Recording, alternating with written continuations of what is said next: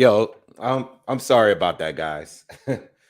I was sorting out mic issues. I could not get this mic to work. I had unplugged it a couple of days ago when I was cleaning, and for some reason it wasn't working right. So I had to reset my computer and do all this stuff.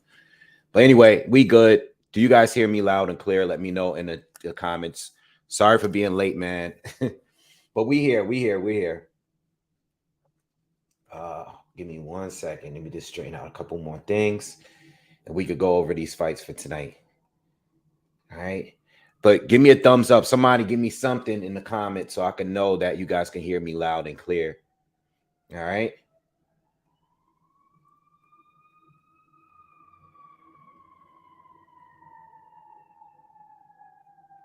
Sound is solid. All right. Good.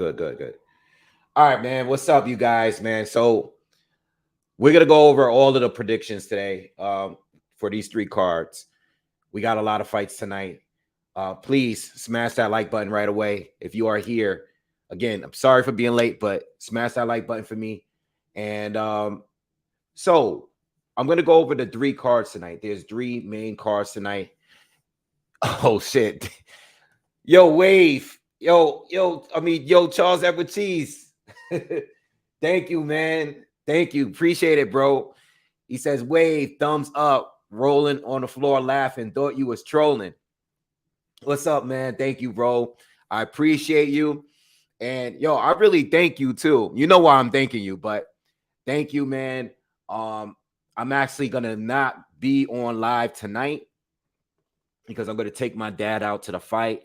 We're gonna go see the Shakur Stevenson Yoshino fight out in Jersey. We're gonna take a ride out there, and I want to say, including you, Charles, because you, my man, you the biggest supporter out of all of my supporters. But thank you for the donations that I've been getting for everybody. It definitely helps, with the bills, and it helps when I get these tickets to go to the fights. I think this is gonna be like my third fight that I'm going to in the last like since December. All right, so you guys know I went to the UK. I went to the UK to watch the Anthony Yard Better Be fight, and now I'm going tonight. And then what fight did I see in December? There was a fight that was a top ranked card that I saw in December where I saw Jared Anderson versus Jerry Forrest. I forgot what card that was. But nah, I appreciate all the support that I've been getting from y'all because it definitely helps going to fights. You guys know I love going to fights live whenever I can jump on some good tickets and stuff like that. So I appreciate you guys. But I will not be, be live. Unfortunately, I wanted to be live later because there are three different cards, and I wanted to just, do my commentary like I normally do. But it's just, you got to jump on these tickets, and whenever they're local, like Jersey, New York, Connecticut or whatever, I like to jump on like good tickets that I could pick up. I have not seen Shakur Stevenson live yet. So, being that he's one of my favorite guys, I've been wanting to go see him live.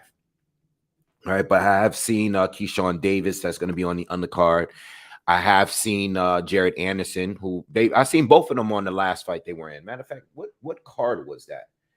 Because I just went to that fight too, and I can't remember what card that was. But yeah, I appreciate you, especially you, Charles, because you really helped out big over the years.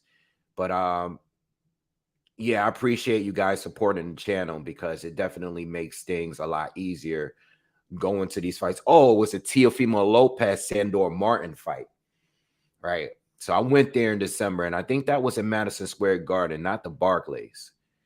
All right, but anyway, yeah. So I won't be on live tonight. I will be going to the fight, and obviously I probably won't give you guys a review because by the time we come back, if it's real late, by the time I get back home, it probably won't be until like 1:30 in the morning. So I don't know if I'm gonna do a review later tonight, but I'll definitely get up early, see what the outcomes of all of these fights are, and yeah. So there's a lot of cards, right? Let's start out with Showtime, and they're all gonna be on simultaneously. So it's not like any of these cards are early; they're all later on tonight. You got Sebastian Fundora fighting Brian Mendoza. And this is going to be for the WBC interim world super welterweight. So this is going to be at 154. And, you know, you got on this card here, you got a bunch of names on the card, but you don't have any real fights on there. I think the main event is basically the best fight on this card. Right? So you got Brandon Lee on that. You got even got Devin Alexander. Devin Alexander is going to be on the undercard here. Right? Former welterweight champion. And he hasn't fought since 2021 against Luke Santa Maria, where he lost. And then, you know, he was stopped in by Ivan Redkach. I remember that back in 2019. So he's been past it for a good long time. Like I even remember watching the Victor Ortiz fight. That was back in 2018. And even at that point, he was kind of past it. You know, he lost to Amir Khan. I think the Amir Khan loss was pretty much the beginning of when things started to turn around for Devin Alexander. And to be honest, that was almost 10 years ago. You know, he lost to Amir Khan in 2014. So it was about 8.5 years ago. All right. Ever since then, he kind of went downhill. He had lost to he had beat Soto Carras, but he had lost a lot of fights after that. But he's gonna be fighting tonight. So, you know, good luck to him. But you know, I don't know. You know, I think it's time is up, man. You also got Frank Sanchez, the heavyweight. He's gonna be fighting Daniel Martz. You know, that's gonna be an easy fight. Daniel Martz is just the regular journeyman. So he's probably just trying to stay busy. Gabriel Fundora, the sister of Sebastian, is going to be on the card. I see Chris Arreola is also going to be on the undercard. All right. He's going to be fighting a journeyman as well. Yeah. Not any names that I'm really familiar with. Luis Nunez. I'm not sure if I'm familiar with him. Might be. Maybe if I see one of his fights. But he's going to be on the undercard too. All right. So yeah, so let's go to the other cards here. What do we have? We have the top rank card, which is the one I'm going to. Shakur Stevenson is going to be fighting Yoshino. Keshawn Davis is going to be fighting Anthony Yigit, which is probably his best fight up to date. I think, is Yigit a former champion? Did he ever win a title? I know he's fought for one. I remember, all right, he lost to Ivan Baranchik in the tournament a few years back, and that was for the vacant title, IBF title at 140. But he's never actually been a world champion. All right, but Yigit is not bad. He lost to Rolly Romero. He was stopped by Rolly Romero. He's picked up a couple of knockout wins since that loss against journeyman, you know, and now he's fighting Keshawn Davis. And to be honest, I like this fight better than the Emmanuel Tago fight. I like this fight better than that because Keshawn Davis was going to fight Tago. And, you know, Tago, after seeing him fight Ryan Garcia, I was like, man, I don't really want to see that fight, you know, because this guy ran the entire fight. And I think he would do the same with Keshawn. And I didn't really want to see a fight because, you know, that'll probably be a fight where Keshawn is not going to look good. You know, I don't know how well he is at cutting off the ring and all that stuff. But I like this fight because Yigit is going to try to outbox you. You know, he's not going to have success against Keshawn, but not a bad fight for Keshawn, you know, for his his eighth professional fight. That's pretty good. Good, solid opponent. All right. And who else we got on this card? We got Jared Anderson against George Arias, which is a good fight. All right. We got Troy Isley against Roy Barringer. We got Bruce Carrington on the other card. We got Kelvin Davis, who's the brother of Keshawn, on the card. All right. So we're going to run through all of these cards, and I'm definitely going to give you guys my predictions for these fights, you know. And then we have the zone card with Jesse Bam Rodriguez is going to be making his return to flyweight back at 112. He's going back down to 112. He's going to be fighting Christian Gonzalez Hernandez, who I'm not familiar with at all. I had him look him up. Not familiar with him, but was able to watch one of his fights. And this should be not expecting this much of a challenge, but the best fight of the night, in my opinion, as far as the matchup, Raymond Ford is going to be fighting Jesse Magdaleno. And that's a tough fight. I saw that this morning when I was going over the cards. That's a tough fight. I think that is the best fight of all three cards as far as the matchup, because Raymond Ford, the prospect, he's had a couple of fights where he looked shaky. And Jesse Magdaleno at one point was one of the best prospects in the game. And I know he lost to Isaac Dogbe. He was stopped by him. I actually looked up his box rec. I haven't seen him fight since that loss. But I remember he beat Nonito Donaire. And, he's had a few fights since the loss to Dogbe. He had a few wins, but they weren't against any top guys. And he was inactive for a couple of years, all right? From 2020 he didn't have any fights in 2021. So he went a couple of years without a fight. And he had one fight last May. And that's almost a year again now. So he hasn't been active. So we'll talk more about that fight, but I think that's the best matchup of all of the cards tonight. And then we got MJ Akhmadaliev. He's going to be fighting against Marlon Tapales, which is, this guy has been like his mandatory for like over a year. So that should be a good fight. That is part of the reason why we couldn't get MJ against Stephen Fulton. A lot of us wanted that undisputed fight at 122 before, Inoue moved up.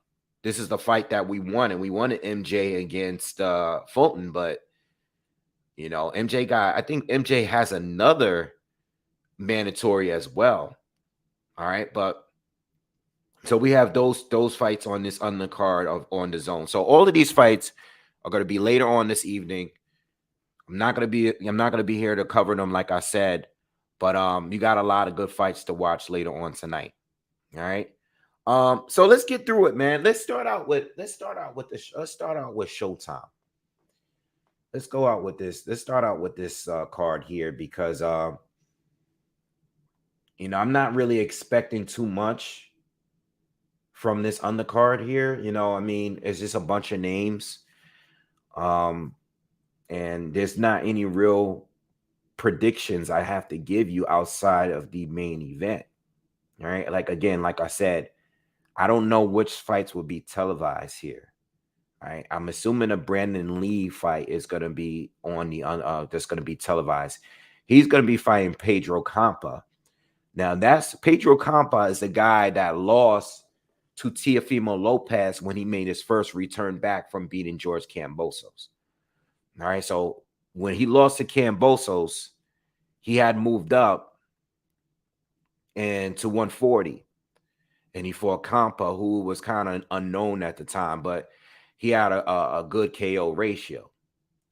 And Teofimo Lopez stopped him in 7. Pretty easy fight, not too much struggling in that fight. I don't think Teo looked as sharp as he did in a Lomachenko fight, but it wasn't a bad performance at all.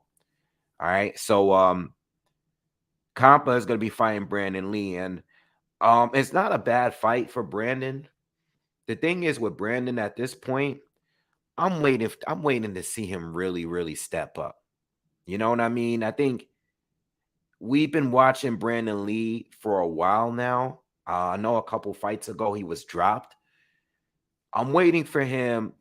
You know what Brandon Lee remind me of? And this is not a diss or anything. Brandon Lee, who's also with Showtime PBC, he reminds me of Joey Spencer.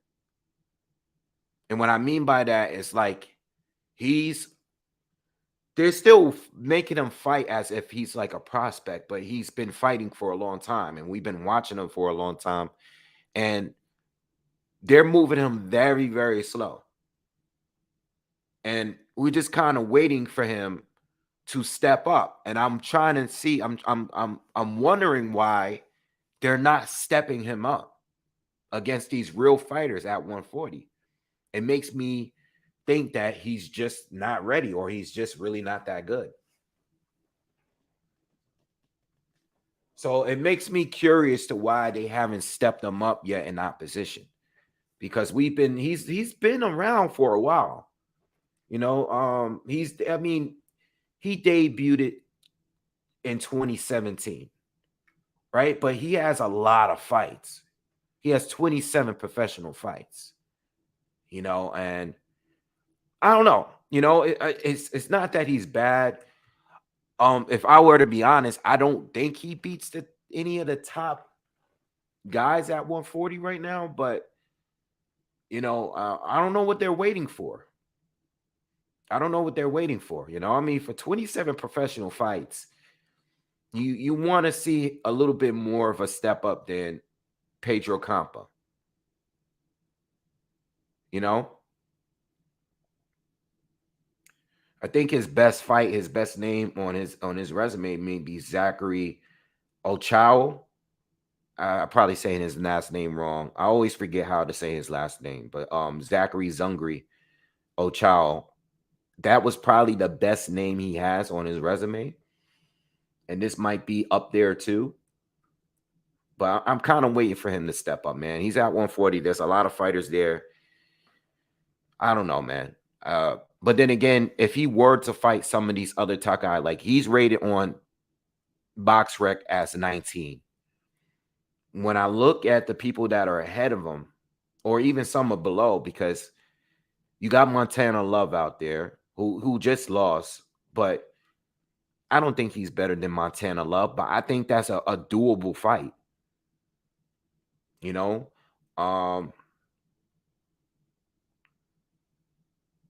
let's see who else is out there. Who's ahead of him here?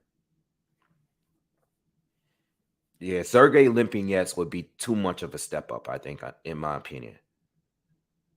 But it wouldn't be a bad fight. I would lean towards Sergey Limpinets to win that, though. I would like the O'Hara Davis fight. That would be a good fight. Richard Comey would probably be seen as a step up, but I think the time in a fight like a Richard Comey might be now. You know, I don't think Richard Comey is gonna be I don't think he's gonna have much success at 140. I honestly don't. You know, we saw that in the Pedraza. I mean, the recent fight with Ramirez. Yeah, I just want to see him step up against one. And you have Steve Spark. That would be a good fight. Steve Spark just beat Montana Love. And I'm going to end it there. You know, I don't want to say I want to see him against Sabril Matias or Gary Russell or Sandor Martin. But he should be knocking on that door to get one of those fights soon. What's up, Pocket? Pocket's asks, is this Shakur's first fight at 135? Yes, it is. Yeah. What's up, Kano Loco? What's good with you, bro? Yeah. Yeah, I don't know. I feel like just like the other guy, Joey Spencer, who just lost to Jesus Ramos, which was probably a bad matchup to put as his first test. Yeah. Mark Masayo's down at 126. He's down at 126. He's not even close to this weight class. All right. So anyway,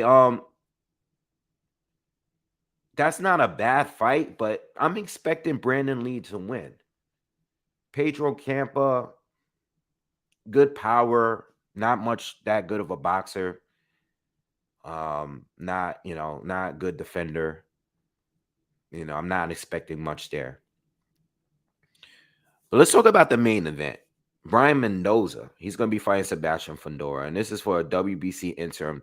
So I believe the winner of this fight will probably be due to fight the winner of Charlo and Tim Tszyu. All right. Sebastian is up there. He's already been up there in rankings. He has the wins on his resume at this point. He's undefeated. He's beaten Carlos Campa in his last fight. He stopped Erickson Lubin, which was one of the best fights of last year. He beat Sergio Garcia, who was undefeated. Very controversial, though. He beat Nate Gallimore. So he has the resume to be up there at this point, But Brian Mendoza, I like this fight. In fact, I like his, maybe outside of Lubin, I think this guy has the best chances of beating Fundora. Outside of everybody else that Fundora has on his resume. Now, we just saw Mendoza absolutely destroy Jason Rosario, all right, in his last fight. Now Jason had lost to he had got stopped by Jamal Charlo. All right. He had got stopped by Erickson Lubin from a body shot. And then he went on and picked up a few wins after that, right? So he was staying active. He fought twice he fought 3 times in 2022. He fought twice in 2021. So even with those losses, he was staying active, but he wasn't beating no top dudes. Everybody he beats, he knocks out quick. He fought Brian Mendoza, and Brian Mendoza outboxed him and destroyed him in 5 rounds. I mean, it wasn't competitive at all. Mendoza is a very, very good boxer, very slick, and he can punch as well. I was watching Mendoza's fight with Jesus Ramos, the guy that just beat Joey Spencer, another fighter that I think is on the up and coming and dangerous. He's huge at 154. He's got to be the biggest. Fundora is the biggest based on his height. But Jesus Ramos probably looks like the fullest fighter at 154. You know what I'm saying? He's looking like how Jared Hurd used to look at 154. Brian Mendoza was able to beat Brian Mendoza was lost to Jesus Ramos. I was watching that fight a few days ago. That fight is online, and I like to watch the fight because Ramos is a southpaw fighter, and he's a pressure fighter, but not in the same way as Sebastian Fundora. Fundora throws a lot of punches. He's all volume. Ramos is a little bit more calculated, He's a little bit more calculated. He's more of a stalker kind of guy. He wants to get you against the ropes and pound you away. Whereas Fundora is he's just high volume, not nearly as calculated, easier to hit. You know what I'm saying? What I didn't like in the Ramos fight with Mendoza, it seemed like he didn't really have an inside game. Or at least he didn't want to fight on the inside at all with Ramos. So I'm not really sure how much of an inside game he really has, because all he did was work from the outside. He'll work the counter. And whenever the fight got close range, he kind of just held. Now he's going to need to hold against Fundora, because we already know that Fundora is actually better on the inside. We learned that Erickson Lubin learned that the hard way, that Fundora is a better inside fighter than he is outrange.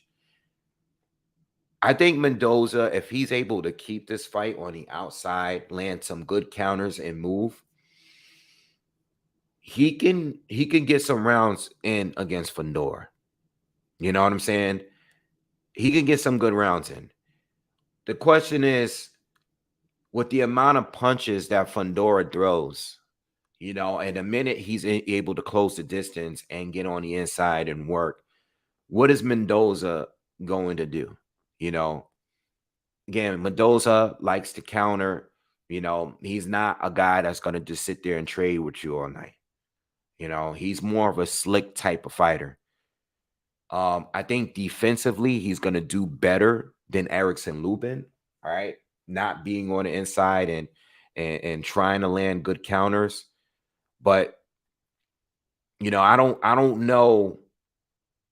know if his low work rate is going to make him look good. You know what I mean? So I'm not really sure if Brian can win. If he's able to hurt Fundora, that would be great. Fundora has been hurt. He has been down. Fundora, on the other hand, Fundora didn't look good against you know what? He hasn't looked great in any of these fights, to be honest. He's beatable. He's actually beatable. I think Jamal knocks him out. Jamel, I'm sorry. I think I actually believe Tim Tszyu at this point is the toughest challenge for Jamel at 154. And I might not have said this a year ago, but Tim Tszyu has proven that he's legit. You know, Sebastian Fundora, even though he's high volume, he's an easy target. And you know, he's really based on, he doesn't have like that, not like one punch knockout power. He's more of a guy that just needs to just outwork you to death and beat you to a stoppage. Ocampo did well against Fundora. Lubin did well against Fundora. Was stopped, but he was able to drop Fundora. Sergio Garcia arguably won against Fundora. You know, I've seen that fight, and to be honest, I'm not mad at the decision, but Garcia was able to land all night long against Fundora. You know what I mean? So I think Mendoza has a real chance, if not win, but make it a real good competitive fight. If he's able to hurt Fundora, that'll be great for him. But if this goes to a decision, I just can't see Mendoza winning the fight because he don't really have the game to sit in a pocket when Fundora. And if he can't hurt Fundora, I can't see him having a way to stop Fundora from coming forward. He would need to have to hurt him at some point. You know, just landing some good counters. It won't be enough, you know. I think the best way, to be honest, is for Mendoza to go to his body a little bit more. You know, Fundora has shown to be have a good chin. I don't think any of these guys have really gone to Fundora's body enough. You know, I think that's the key thing. I don't think any of these guys have really. I think Ocampo did a little bit. I think even Lubin did a little bit. I think some of these guys need to really like abuse his body. You know, I think that might be the key into beating him. All right, but that would be the Showtime card again. A bunch of names on the card. Not many great fights though. Like not many competitive fights on there. You know, but it's a pretty good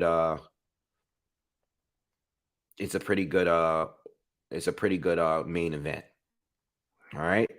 All right, so let's get over to the should we do Top Ring first? Let's do Dazn. Let's do Matchroom. All right. We have a few good fights here. Let's start out with MJ against Marlon Tapales. I've seen Marlon Tapales fight before. I remember seeing him fight on the undercard of Jamal Charlo and Dennis Hogan here in New York. All right, I went to that fight. This was the last card that I saw against again before the pandemic. So I remember that card specifically. You know, it was it's December 2019, and that was a mass boxing event that I went to for a long time. All right. He's going to be fighting MJ Akhmadaliev, and Akhmadaliev, who's still unified, he's going to be defending his IBF and the WBA super bantam titles. Okay, at 122. All right. Tapales is his mandatory. All right, 31 years old, Southpaw Filipino fighter. All right. Shakur versus Navarrete. That's not what's on tonight. Are you asking me who would win? I think Shakur would beat him if that's what you're asking, but that's not who Shakur is fighting tonight. He's fighting Yoshino. So Marlon Tapales, I was able to watch some more. I did go back and watch some of his stuff. The night that I seen him fight, he lost to Ryosuke Awasa. All right, he was stopped in the 11th round. What I think of Tapales is he's powerful, right? His style heavily influenced by Manny Pacquiao, just like a lot of fighters from the Philippines. He's a southpaw as well. Packs a big punch, but not that fast, not as athletic, not that great of a defensive fighter, and he's kind of slow, I think he has a puncher's chance in this fight because he can definitely crack. But to be honest, from watching the Owasa fight, and seeing his resume here, he picked up a few wins since that loss in 2019. A few stoppage loss, like he got 3 knockouts in the second round. Again, we know he can punch, but MJ too cerebral, too experienced, and can punch as well. I see MJ stopping him, within like 6 or 7 rounds. I just think, they do have the common opponent in Owasa, and MJ stopped them in 5 rounds. Okay, that fight is up on the internet. I was able to watch some of it this morning.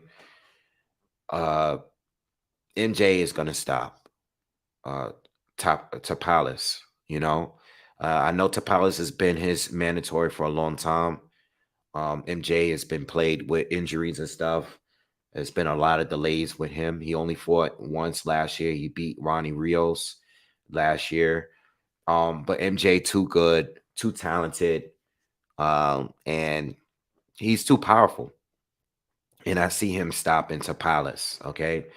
Also on the Dazn undercard, and really the fight of the night, in my opinion, we got Raymond Ford is going to be fighting Jesse Magdaleno.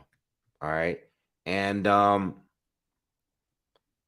I think this is a 50-50 fight. I don't know how good Jesse is now because I haven't watched him fight since he lost to Isaac Dobe. But I remember how good he was. I remember how competitive that fight was. He was able to drop Dobe in that fight. I remember him beating Nonito Donaire. I remember him being one of the top prospects on the come up. He's a very good fighter. All right.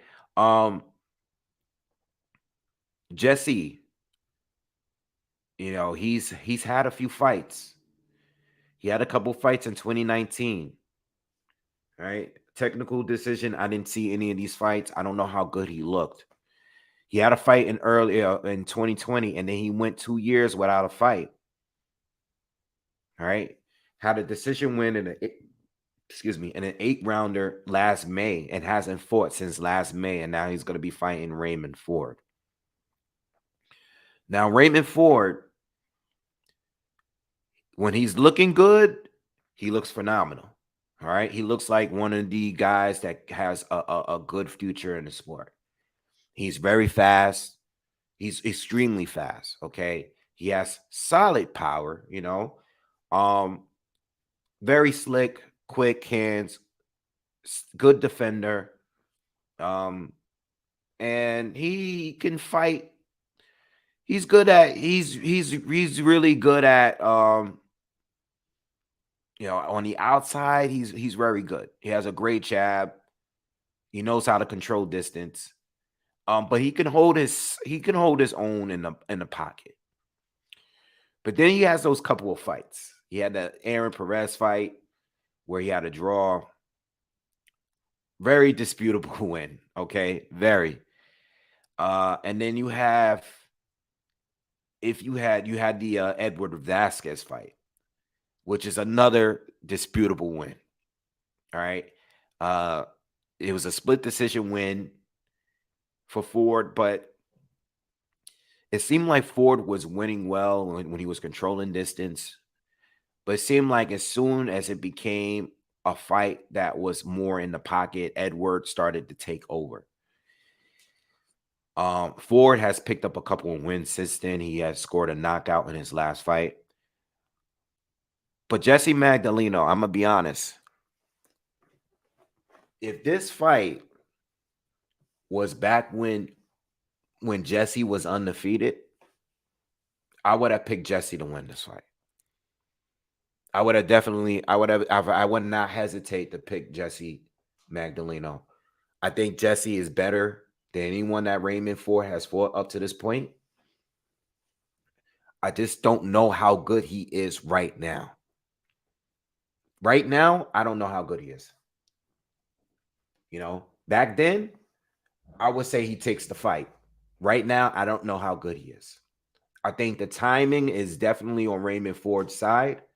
He's had 3 fights in 2022. He had 3 fights in 2021. He's extremely active, and he's been taking tough challenges. And I think with some of the experience that he's been able to pick up the last few years, I think he's ready for this fight. But if he's not, I'm telling you, if Jesse is on his A game for this fight, and it's been a year since he's been in the ring, all right, Jesse has had, in the last 3 years, he's had 1 fight in the last 3 years. That's not good. You got to take that into account. Ray is a huge favorite. I've even thought about putting some money down.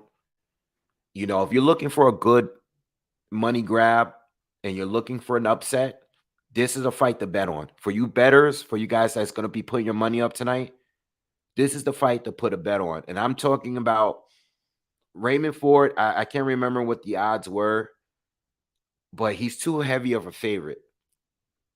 And if Jesse is anywhere near where he was when he beat Nonito Donaire, or even when he lost to Isaac Dobe, he has a great chance of pulling off the upset. If I were to put my money down, and I don't know if I will, but if I'm going to put some money down, I'm probably going to put just a little bit on Jesse to win straight up, and maybe even a little bit on the draw. Okay. I can see there being a gift draw. All right. Just like we saw in the other 2 fights, the Vasquez fight and the Perez fight. I wouldn't be surprised if Raymond Ford struggled in this fight and we got a draw. All right. Like I said earlier in this video, I think this is the matchup out of all of the matchups on this tonight. Not just on this card, but of all of tonight. On all 3 cards, this is the best matchup out of all 3 cards tonight. So I think Raymond Ford is gonna win. I think he's gonna win. I think these tough fights he's had has made him, improved. And I think he's gonna be ready for tonight. I think timing is the problem with Jesse Magdaleno. I think if he wasn't so inactive, I probably would pick him to win. But he's been too inactive, and I don't know where he's at. I don't know where he's mentally at. For a guy to take a loss like that and not be active makes me think that there's some kind of mental issues going on there. You know, I just don't think that he might be as confident as he used to be. And that's part of the reason why I'm picking Raymond Ford to win. Okay. I'm leaning towards him to win, but if you're gonna put some money down tonight, I still might do it. I'm probably gonna drop a little bit money on Jesse winning the fight. I'm probably gonna drop just a little bit, something that's not gonna hurt me if I lose. Just a little bit. And I'll probably drop some on a draw too. You know, because I think I did check. I think the draw is like plus 1600. I can't remember. I'll check. I'll check it in a minute. All right, but that's my thoughts on that. All right. But my official prediction is Raymond Ford to win. All right, that's my official prediction. All right.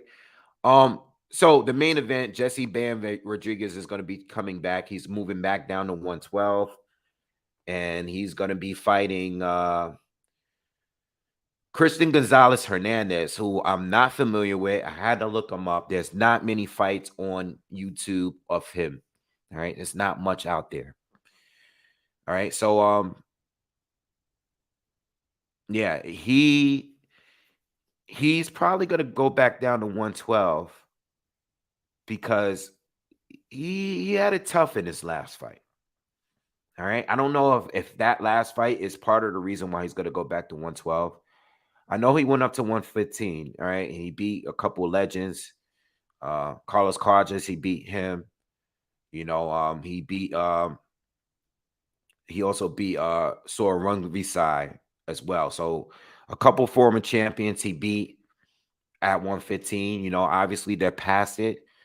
But that fight against Israel Gonzalez was a very, very close fight. Very close fight. I remember covering it live. And it was one of those fights where you already knew it was going to be hard to choose a winner between those. You know what I'm saying? And I went up to look. I looked up Christian Gonzalez, and to be honest, not seeing much there. I think Bam is gonna dominate him and stop him at some point. There's nothing in Christian. I mean, being that Bam is going back down in weight, he's going back down in weight and fighting a fighter that's not as good as his last few opponents at a smaller weight. I just don't see Hernandez having much of a shot against Bam. I think this is another opportunity for Bam to win a title. You know, I don't believe Bam has won a title at 112. All right. So this will it be his second or third division? No, this will be his third division fighting. Oh, he's fought at a bunch of divisions. All right, my bad. He's been up and down all over the place. All right, but Bam has never won a title down at Superfly. Down at flyweight at 112. This title is going to be a vacant WBO title. I believe that's going to be Junto Nakatani's old title. All right, because Junto went up to fight. He's fighting his brother for the WBO title. No, I'm bugging. Junto Nakatani was supposed to fight. Who was he supposed to fight? Ioka. All right, but Ioka is going to fight Joshua Franco in a rematch. All right, so I have Bam Rodriguez destroying Hernandez. You know what I'm saying? I didn't see much with Hernandez. Again, there's not a lot of video out there of him, but from what I saw, Bam is already way above that. And, you know, based on his last few performances, I think Bam is going to stop him at some point. He's going to outwork him and he's going to stop him. All right. Box Quest, Mendoza and Fundora going 12. I'm expecting this to go the distance. Yeah. You know, I'm expecting him to go the distance. Yeah, for sure.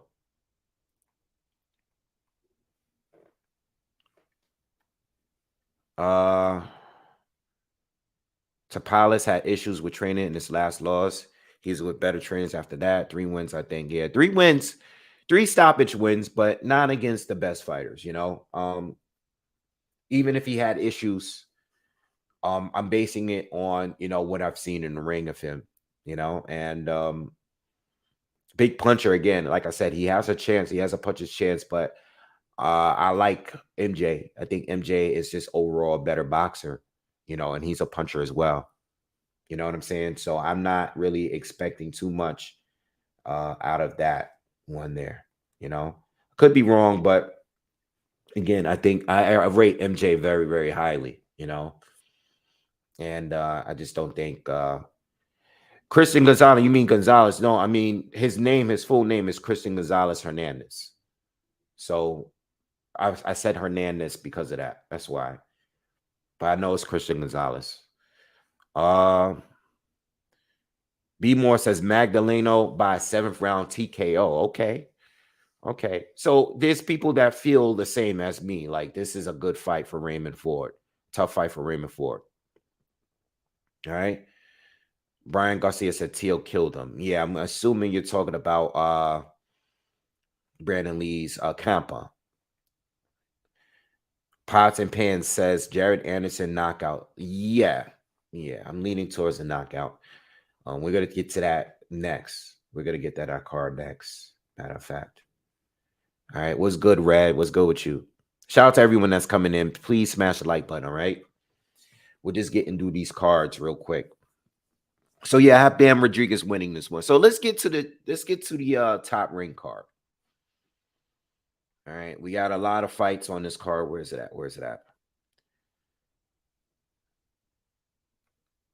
We got a lot of new, young. All of this card is young talent. This card all the way. All right, all the way, all young talent all over this card. You got Kelvin Davis, who's the brother of Keshawn Davis. Not as talented, but solid. He's going to be on the undercard. You got Bruce Carrington, who is a super talent, another really super good quality, good young fighter from Brooklyn, New York. He's on the come up. You got to look out. If you haven't seen him yet, you got to look out for him. He's around featherweight, super featherweight. He's going to be on the undercard, all right? I think he recently had to I think he had a fight where it was postponed recently, all right? But he's been active. All right, he went pro 2021, had 4 fights in 2022, this is his second fight this year already. He's very, very good. Very, very, very, very good fighter.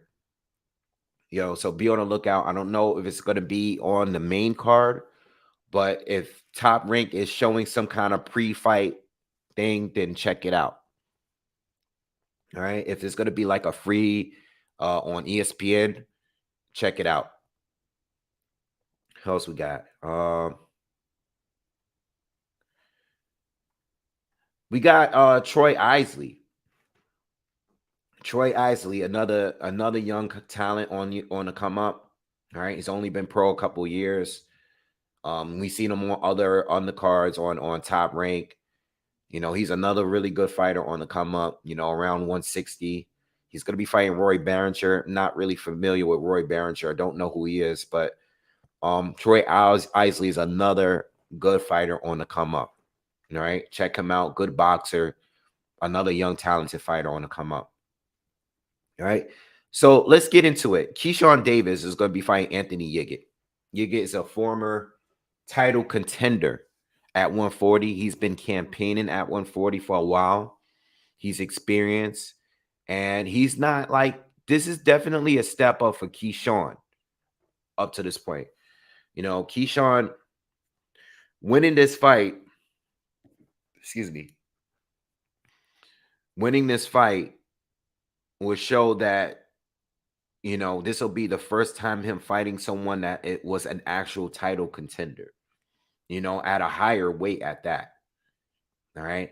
Because Yigit has been fighting at above, 140 for most of his career. So he recently dropped down. So this will be the best test for Keshawn up to this point. Okay. Um, and I'm expecting him to pass the test. You know, I'm not sure if we're getting a stoppage here, but I think Keshawn is definitely going to go in there and win the majority of the rounds. Pretty clear, in my opinion. What's up, Lisa? Um, so yeah, I think this should be a good fight. This should be a good test for Keshawn Davis. I think in this fight, we might see him get hit more than we're usually used to see him get hit. You know.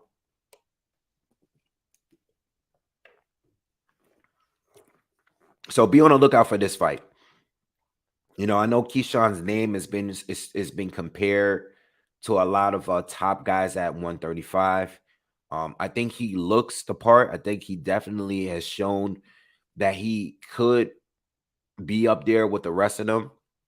I know his name often gets brought up with Frank Martin because Frank Martin is basically Errol Spence's protege, and so is Keshawn is under with Keshawn is with Bud Crawford, so you know how that go. But I think that's a fight that I could see us getting down the line, down the line, and probably not even at 135. All right, but I'm looking forward to seeing this fight. Again, this is Keshawn's best test to date, and if he could get a stoppage in this one, that'll look really impressive against a former title contender. And this will be his 8th professional fight. Yigit has close to 30 professional fights. He's 31 years old, and he's coming off of a couple of stoppage wins. All right, I mean against journeyman, but still, he's coming off a couple wins. He was stopped by Rolly Romero. Do I think Keshawn is going to stop him earlier than Rolly? I'm not sure about that. And the reason why I say that is because Rolly made this fight against Yigit a brawl. Even though Keshawn has the power to stop most of, he has power, he can crack. He don't fight like Rolly. Rolly is a rough, rugged fighter, and he turned that fight against Yigit. He made it really physical. You know what I'm saying? He turned it into a brawl. I don't think Keshawn has that same approach. He's going to display his power, but he's going to try to outbox you until he gets the stoppage. You know what I mean? He's not a reckless fighter. So I think if he does stop Yigit, I don't think it'll be in the same fashion, or I don't think it'll be as early. I think it might be a later stoppage, or it might be a clear unanimous decision, either or. All right. All right. So let's go over the another fight that I'm really interested here is Jared Anderson against George Arias. All right. Now, George is undefeated. He's a Dominican fighter, 18-0 with 7 knockouts. Not the biggest puncher, but his style, interesting style, very short. He's only 5'11", short for heavyweight standards. But he knows how to get up underneath fighters and land big, wide hooks. So he's a guy that you definitely got to watch out for. I know there was a video titled "The Next Mike Tyson" because of his style. He likes to throw big bombs. He likes to get low underneath guys. He has a lot of upper body movement, a lot of head movement as he's coming in. The problem that I've seen after doing film study of George is when he's going backwards, he's not that good. He's not that good. All right. I think he could probably put his punches together a little bit better. I think a guy like Jared Anderson, who tends to get hit a lot sometimes when he likes to go to war and trade, but Jared Anderson knows how to switch. He knows how to control distance. Okay. He knows how to bully you on the inside. I think he has it all. You know what I'm saying? He's very versatile. And I think Jared Anderson is just going to be too much. And I think Jared in this fight, he has to take a different approach than he did against Jerry Forrest. I didn't think he was going to just go and rumble with Jerry Forrest as early as he did. And he was able to stop him in like 2 rounds. But I think in this fight here, I think he should take a different approach only because I haven't seen him fight a fighter that fought like George, you know? And the last thing he would need is to underestimate George and his level changing and get caught and get clipped with a big hook, you know? Um, but I think that after a few rounds, I think Jared Anderson is gonna walk him down and punish him from the outside and then stop him at some point. You know, that's my prediction. You know, Jared Anderson is a beast, man, and I think he's gonna take George out again. I did a little bit of film study of George when I first heard that this fight was announced. George is cool. Like again, he's short, he's stocky, he likes to get low and get underneath these taller guys. He could definitely close the distance and land some big hooks. But at the end of the day, once he starts backing up, it's going to be over. Give me 1 second, guys.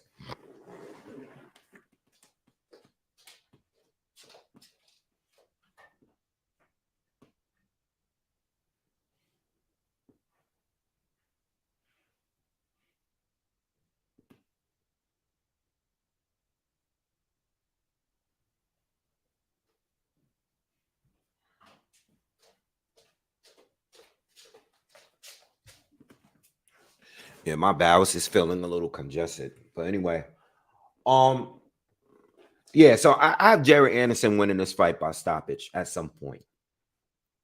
At some, and be clear, I am reading the comments. I am looking at the comments, and I will answer your questions. You know, if you guys feel any differently about any of these fights, any predictions you guys got, definitely drop them in the comments. Let me know what you guys think of how these fights are going to go. But yeah, I definitely got Jared Anderson winning this one, this by stoppage at some point. You know, I think it's going to be pretty competitive the first couple rounds. I think you're going to see some good trading between the two. You know, I think George is going to get off. I think he's going to get off, land some big shots. I think Jared Anderson is going to land his. But the longer the fight goes, Jared Anderson is going to walk him down. You know, and I don't think George is going to do good fighting on a back foot for a long period of time. I think he's going to get trapped in the corner at some point. And I think Jared Anderson is going to destroy him and knock him out. All right. Jared Anderson is going to try to knock out as many fighters as possible. You know, I think when he really steps up, that's when we're going to see him fight, you know, a more defensive fight. But these fights on these levels, I think he's going to try to stop every single fighter he fights, you know, and I think George is going to be his next victim. You know, George is dangerous because, like I said, his style, yes, he's a big hooker, you know, but at the end of the day, it's not going to be enough. You know, I think Jared is going to be a little cautious early, and then as soon, or, you know, the only way I can see Jared Anderson losing if you know George comes out very aggressive and Jared Anderson starts to fight aggressive back and he gets caught with a big shot, you know, and that's it. You know, I mean, it's just the heavyweight division, you know. I mean, Jared Anderson took a lot of shots from Jerry Forrest in that trading that they did, you know. Luckily for him, he didn't get hurt or bothered by any of those shots. But at the end of the day, if he takes that approach with everybody, he's gonna get hurt. He's gonna get clipped by somebody at some point, you know. So I don't think he should take the same approach with every single fight. But I think he's gonna win this one. I think he's gonna take George out within maybe 7 or 8 rounds, you know. So that's my prediction on that. All right, and last but not least, Shakur Stevenson against Yoshino. Um, Yoshino. It's a good fight. It's a good test for Shakur at 135. This will be his first fight up there. We know that Shakur Stevenson is coming from, he was unified at 130, beat Oscar Valdez, beat Jamel Herring, became, unified. Ford Robinson Conceição was overweight, over a pound heavy, lost the titles on the scales, was able to beat Conceição very, very easily and clearly. Didn't like how he came in overweight, though. It seemed like he already had planned to move up, didn't really care to make weight like that. He's going to be fighting Yoshino. All right, Yoshino's coming off of 2 really, really good wins. He's undefeated. He's 16-0. He's coming off of 2 of his best wins against Masayuki Ito, who's a former champion, I believe.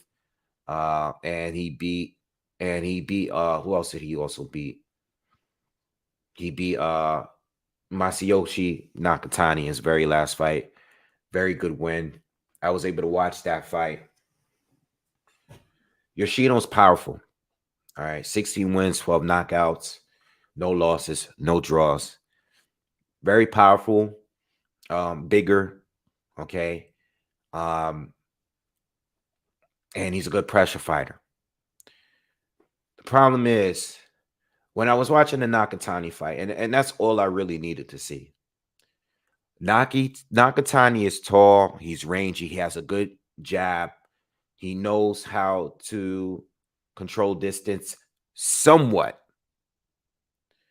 And that's the key. When I was watching the Yoshino fight with Nakatani, there are things that, even though Nakatani has a good jab and he knows how to control distance to a certain extent, he doesn't do it as nearly as good as Shakur Stevenson. I think Shakur is a master at controlling distance, a master at control already, and he's been one for a while now. Even at 25 years old, he is a master at controlling distance. All right, and that is the key. Yoshino is going to have a very, very hard time getting close to Shakur Stevenson. You know what I mean? It's just going to be too tough for him to get there. And even when he gets there, it's like Shakur Stevenson can still fight on the inside, and he's a good defender in there too. Nakatani, as soon as you get within his space, it's over. We've seen it over and over again. We've seen what Lomachenko was able to do to him. We've seen what Yoshino was able to do to him. Nakatani is good. We all know that he gave Teofimo Lopez a great fight, a great test and everything. But Nakatani is flawed. All right, he's flawed. I mean, even in the Felix Verdejo fight, I know he came back and beat Felix. But the problem is with Felix, even from his first defeat, Felix gasses out. He's had fights where he was winning the fight and then he gassed out. He doesn't look great later in the fights. And Nakatani was able to come back and win, after but the key thing is looking at the Teofimo, not looking at the Teo, because he looked good against Teo. Looking at the Verdejo fight, looking at the Lomachenko fight, looking at the Yoshino fight. Nakatani, who's good at controlling distance, once you break that distance, it's over. You can have your way with Nakatani, and that's exactly why Yoshino knocked him out. All right. Plus there was a head clash in there and a cut that Nakatani suffered in that fight too as well.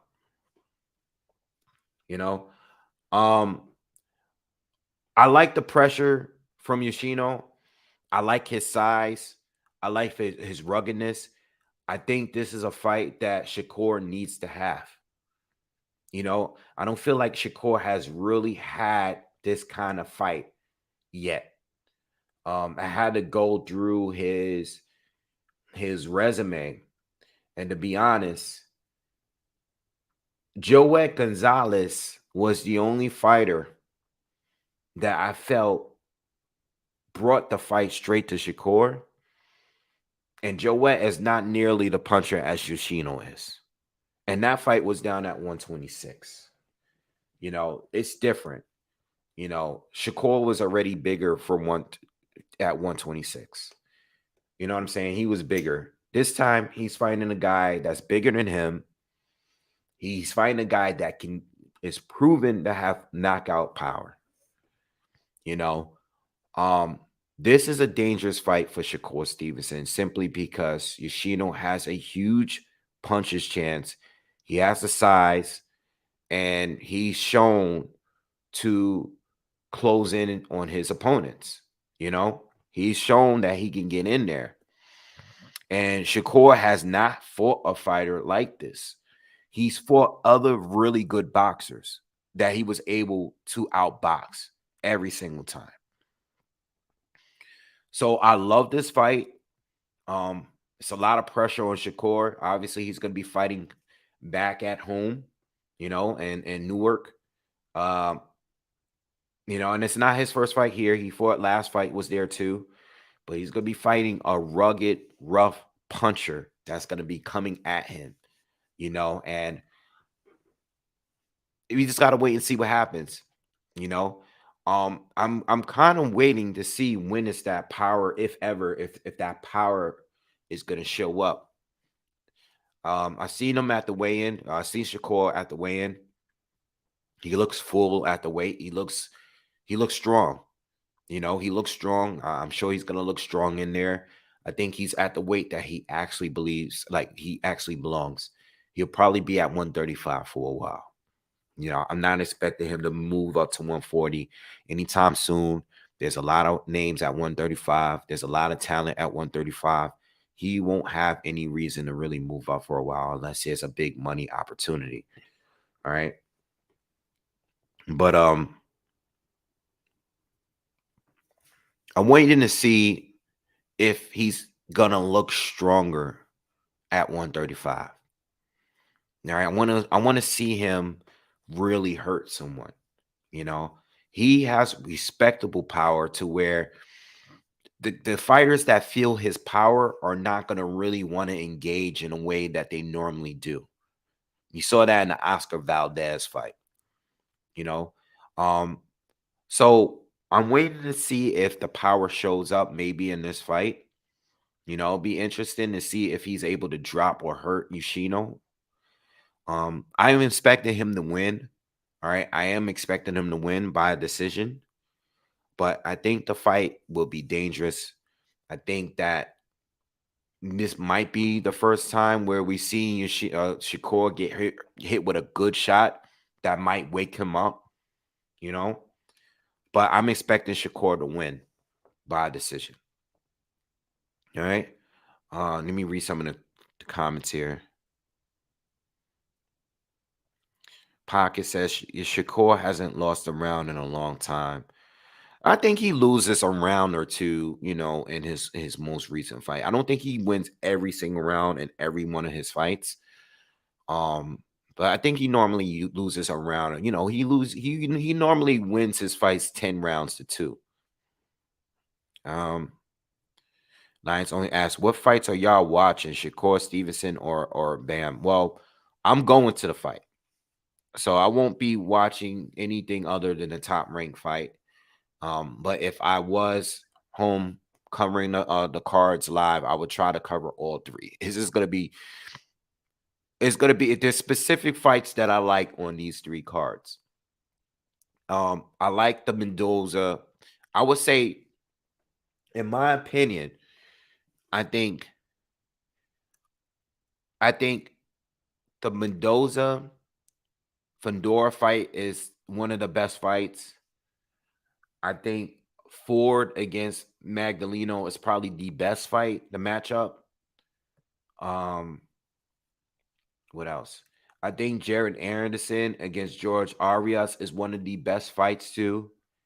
Davis against Yigit is really good as well. And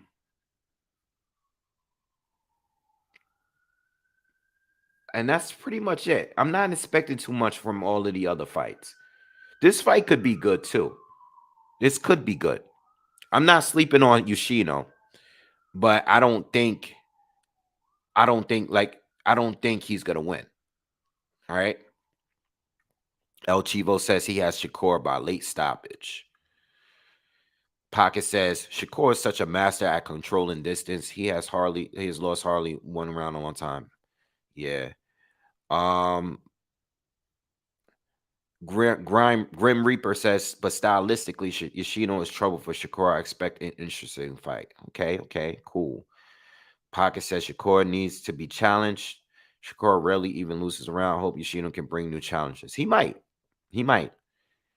While there is only one Floyd, Shakur has the similar way of standing right in front of his opponents and making them miss. Shakur rarely gets hit clean. Yeah, agree. Yeah. I still think Floyd was better because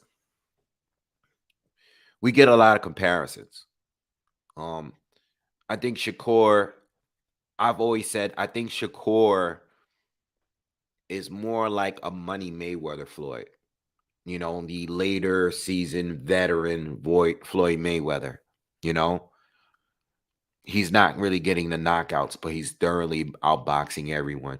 You know, the Canelos of the world, the Cottos of the world, those guys. You know, when he fought Pacquiao, Shakur is more similar to that version of Floyd. But let me tell you something. Shakur ain't no pretty boy Floyd. You know, he's no pretty boy Floyd. Like Floyd, when he was younger, was out to outbox you and destroy you. You know what I mean? I can't even compare those two. You know, he's not a younger Floyd by any means at all. The younger Floyd was dangerous. You know, I'm not saying Shakur isn't dangerous, but they're two different fighters. You know, but I think Shakur Stevenson he fights like the mature, seasoned Floyd Mayweather, which might be a preference. I made a long time ago. I made a video basically comparing Money Mayweather to Pretty Boy Floyd. You know, and just talking about who's better, who was better. You know, I think if there was an actual fight between the two, I think Money would win the fight just because he was just so much. He was defensively. He was just too hard to hit. You know, it was too hard to hit, too hard to really get to. But Pretty Boy Floyd was mean. You know what I mean? He was mean. He took risk. You know, these guys. I think Shakur is just so defensive so early, you know, and he's like that now. I think the only thing that I'm concerned about Shakur Stevenson is it might be this fight here. You know, it could be this fight here, or it could be another fight. But when it comes to fighting a real durable pressure fighter that's gonna just make the fight ugly, how does he look then? We still haven't seen that. Again, he's fought other really good boxers where he was able to outbox them every single time because they're good boxers. Valdez, puncher, good boxer puncher, but not really a pressure fighter. You know, if he had fought like, you know, and I think he beats Navarrete. You know, I think he beats Yoshino. I think he would have beaten you know, Brandon Figueroa or, you know, some of these other guys. I want to see how he looks against a fighter that takes his power well and you can't stop them. I would like to see the William Cepeda fight, but Cepeda, at least in his camp, didn't want to fight him. That would have been a great fight. I would have loved to see the Isaac Cruz fight. Those are the fights I want to see at 135. I mean, obviously, we all want to see Devin Haney fight Shakur, Tank Davis fight Shakur. But if I'm being honest, I want to see how he looks against William Cepeda. I want to see how he looks against Isaac Cruz. I want to see him fight guys that's going to be coming forward, that's not going to stop, and that's going to make the fight ugly, you know, and they're going to have a high volume of punches. I want to see how he does in those situations because I already know he can outbox everybody. People think without him having one single fight at lightweight that he could already beat everybody. You know, people think that he beats Devin Haney and Lomachenko already. You know, they already think before he even had his first fight there that he's better than everybody at 135. I think that the most dangerous fight for Shakur to me is Tank. I think so. You know, because Tank can change the fight in one punch. You know, and I think people underestimate Tank's skill. He has it, you know, but this fight is a good fight. It's a good test for 135. Excuse me. Don't be surprised if Shakur gets buzzed. You know what I mean? Don't be surprised. Don't be surprised at all because it could happen. All right. Pocket says Pretty Boy was a killer. He put hurt on opponents, and even as Money May, Floyd's opponent said his punches were surprisingly sharp, crisp. Shakur lacks dog offensively. Yeah, I mean, it's just I don't think he's not a dog. I just don't think he has the power to put people away like some of the other top tier fighters, like Floyd. But he's a defensive fighter at the end of the day. You know, it's not like he doesn't. I think he's more entertaining to fight than Devin Haney. You know, being that we can compare the two, I think Shakur Stevenson is more entertaining to watch. Even though he's a better defender, I think he's more offensively. I think he's better than Devin Haney offensively. You know, I enjoy his fights better. I think he's both defensively and offensively better than Devin Haney. I think Devin Haney has a phenomenal jab, but outside of jab, I think Shakur offensively is better than Devin Haney. So I wouldn't sit here and say he's not a dog. I just don't think he has like a huge punch, you know? But I think he has respectable punches, like you said, with Floyd. All of Floyd's opponents said that he hits hard. Oscar said it. Shane said it. I don't know. I think Andre Berto might have said it. All of those guys say he hit hard. They might have not been knocked out by him, but they all have said that he hits hard. And I believe that Shakur hits harder than what we see. I just don't think he hits hard enough to where he's stopping guys, but he's dropping them. He's knocking a lot of them down. You know, he was able to drop Oscar Valdez. You know what I mean?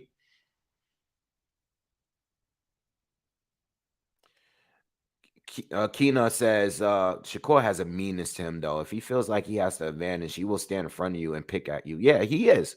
He is. He does. He does. He does. He does have a meanness to him. But I'm just comparing him to Pretty Boy Floyd. Pretty Boy Floyd, as good as he was defensively, he was just different. He was just different. You know, he was different. I'm only comparing him to that. I'm not saying he's not mean, you know, but I think offensively, like I said, I think he doesn't get enough credit for what he's done offensively. But you got to also remember, Shakur had a couple of fights that has made people left a sour taste in people's mouths. And I mean the Toka Khan Cleary fight, the Jeremiah Nakatilia fight. Those two fights kind of made people feel a way about him. And I think that's what people keep remembering. Because if you look at those two fights and you look how much he bullied Jamel Herring, how much he bullied Oscar Valdez. You know what I mean? So if you look at the Toka Khan Cleary fight, or a guy that was not nearly on his level, and you look at the Jeremiah Nakatilia fight, he didn't do anything in that fight. You know, those two, the Nakatilia fight, those two didn't do anything. You know, I mean, Shakur was clearly winning every round, but barely, you know. He was too safe in that fight. Pocket, thank you for the donation, bro. He says, thanks, Wave. Enjoy yourself tonight. True, I do love Shakur. I just meant his punches just don't seem to hurt his foes. Yeah, and I agree with you. That's exactly how I see it too. Vigilante, yes. To answer your question, yes. Vigilante asks, you think Haney will gain power when he moves up? The cuts have him looking like Skeletor. Yeah. And I've been saying this for at least 3 fights now. Evan Haney needs to move up. Evan Haney will be stronger at 140. Whether he wins and beats Lomachenko or not, he needs to move up. He needs to move up. He's going to look stronger at 140. I think so. I think he stayed at 135 for too long. And I'm glad that he was able. It's definitely worth it because he's able to get undisputed. But you know, I just think now, you know, I think it's just been too long, you know. I remember him stopping Antonio Moran. I remember him stopping Zar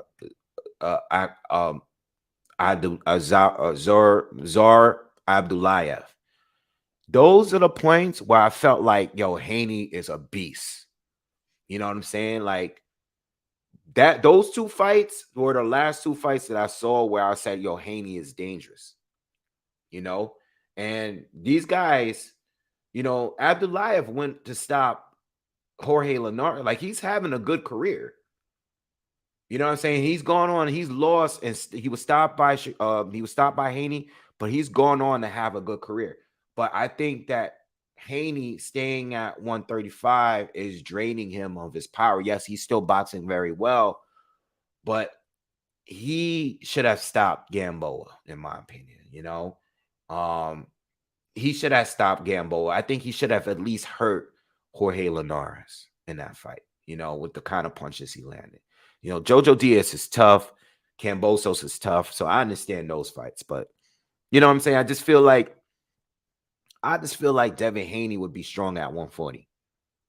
You know? I don't know. I could be wrong, but that's just how I feel. What's up, young one lump sum?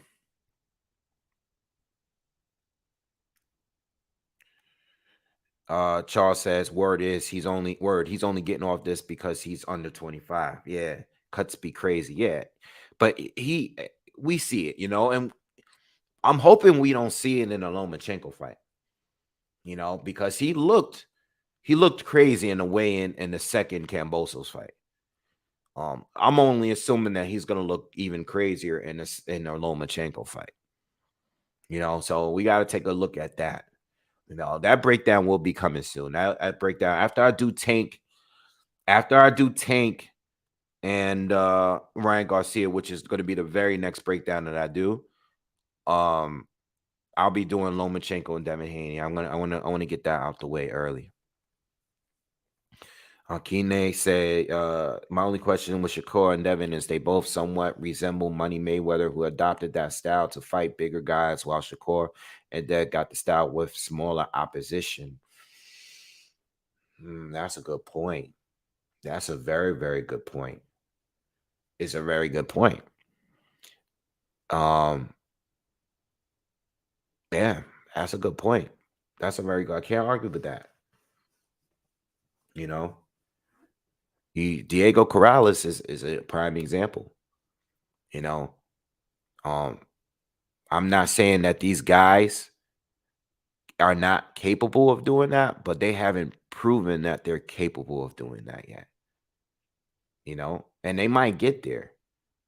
You know, but the one common thing I hear about Shakur Steven, and this is the only complaint that people have outside of him, you know, maybe not like knocking guys out, is that, you know, they say that he's a weight bully. That's the only thing that I hear people say about him, you know, criticize him. He's a weight bully. I mean, listen, if he's making the weight, he made the weight at 126. He made the weight at 130. Well, he didn't make the weight at 130. All right, because his last fight, he was overweight. And it's very unprofessional. And I didn't like it, because it's like I kind of felt like it was planned for him to, we already knew it was going to be his last fight. So he was clearly overweight at the division. You know what I mean? So very, very good comment and very good point there. And again, as good as Shakur is, as good as Devin is, and we love to compare him to Floyd, I still think that Floyd was just still on another level. I think they have potential, especially Shakur, because I do think Shakur is more talented than Devin right now. Floyd was just different. He's different.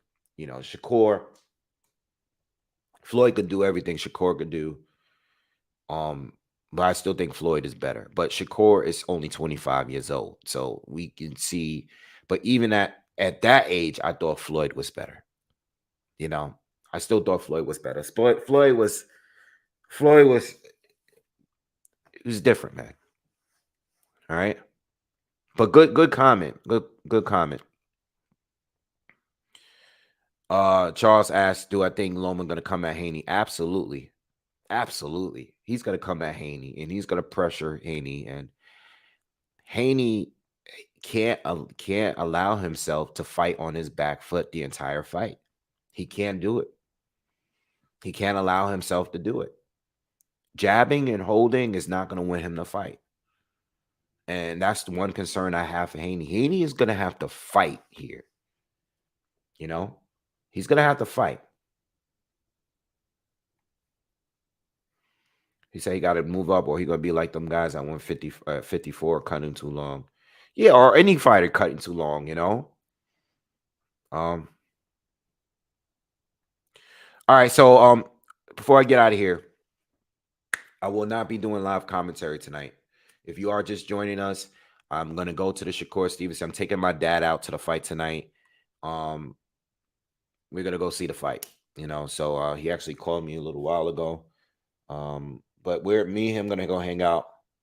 And we're going to go out to Jersey and see the fight. All right. So I won't be doing any of the commentary again. There's going to be 3 cards. You got Dazn that got the Bam Rodriguez card. You got the Ford Magdaleno fight on the card. That's going to be a good fight. You got Showtime. You have Mendoza against Fundora, another great fight. That's on Showtime. And then you have Top Rank ESPN. You got Shakur Stevenson and like 5 fights of different young talent. Keshawn Davis, Jared Anderson. You got a bunch of guys. Bruce Carrington. You got a lot of talent on that card. I'll be going out to Jersey to see that. So I'm not going to be here later on tonight. Again, I want to thank everybody. Thank you, Charles. Thank you, everyone that's been donating. Pocket, thank you, too. Thank you for donating to the channel. It definitely helps for me to go to these fights live. Because I'm going to go to fights. But you guys sending donations definitely help to go to the fights every now and then. It definitely helps out. I appreciate you guys supporting me. I was going to cover these 3 cards, but I always jump on opportunity. If I could see some decent tickets, I will go out and jump on them and go to a fight live.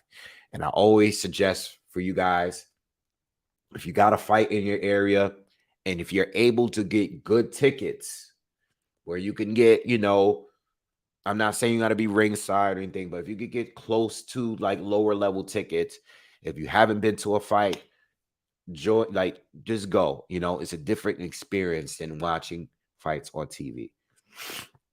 All right. But anyway, I'm gonna get out of here, man. I will see you guys either really late tonight when I get back home, or even like first thing in the morning. All right. But I'm gonna be going to the fight later on, and I got a lot of content. I got the Tank breakdown coming up, and a whole bunch of other topics to talk with boxing. All right. So I'll be seeing you guys after the fight. Yeah, have a good night watching boxing. I'll see you soon. Make sure you subscribe if you haven't already. And please, if you haven't, smash that like button for me. All right. And I'm out. Peace.